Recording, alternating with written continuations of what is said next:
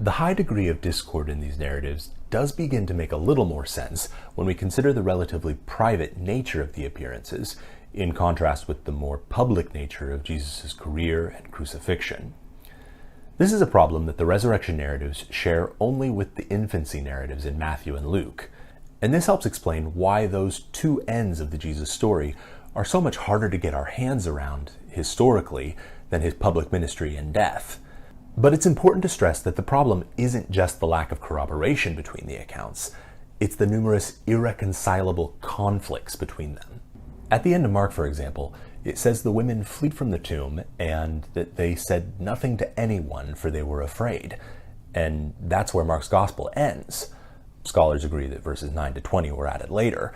But when we turn to Matthew, it says the women departed from the tomb with fear and great joy and ran to tell the disciples. This is interesting because it looks like Matthew was just copying from Mark here.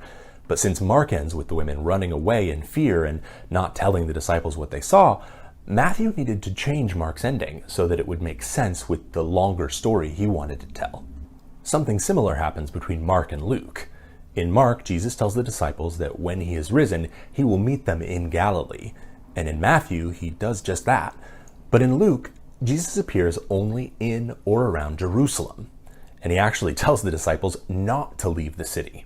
So Luke changes the wording of his source, so that instead of having the young man at the tomb say to the women, "He is going before you to Galilee, and there you will see him just as he told you," as in Mark 16:7, Luke's redacted version says, "Remember how he told you when he was still in Galilee that the Son of Man must be delivered in the hands of sinful men and be crucified and rise on the third day." Or what about the glaring difference between the end of Luke's gospel, where Jesus ascends to heaven on the very night of Easter Sunday, and the beginning of Acts, where he ascends to heaven after a full 40 days of staying with the disciples and teaching them about the kingdom of God? We could go on, but the point is that you can't have these stories both ways. Either the women ran away in fear and didn't tell anyone, which makes sense with Mark's story, or they ran with joy and told the disciples, which makes sense with Matthew's story, but not with Mark's. Either Jesus told the disciples to go to Galilee, as in Mark, and he appeared to them in Galilee, as in Matthew, or he appeared to them in Jerusalem, and he told them not to leave the city, as in Luke. And either he ascended to heaven on the same day that he rose from the dead, as in Luke, or he ascended 40 days later, as in Acts. John Dominic Crossan puts the problem starkly in his book, The Historical Jesus, The Life of a Mediterranean Jewish Peasant. As he says it, even a reader totally innocent of questions about source or genre notices a drastic change in moving from the passion and burial stories to the resurrection and apparition ones.